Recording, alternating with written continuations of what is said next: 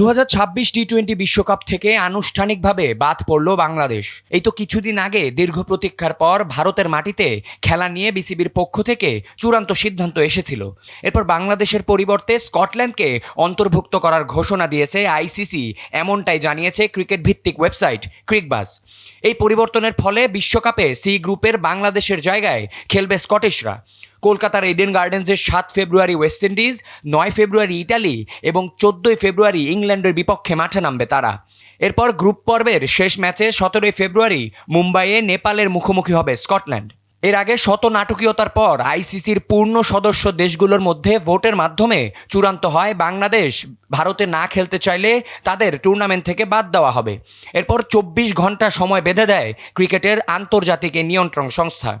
তারপরে ক্রিকেটারদের সাথে এক সবার পর বিসিবি আনুষ্ঠানিকভাবে জানায় তারা তাদের সিদ্ধান্তে অনড় থাকছে এবং তারা ভারতে টি-20 বিশ্বকাপ খেলতে যাবে না। মাঠের লড়াইয়ে লাল সবুজের প্রতিনিধিত্ব না থাকাটা দেশের ক্রিকেট প্রেমীদের জন্য নিঃসন্দেহে এক বড় দুঃসংবাদ।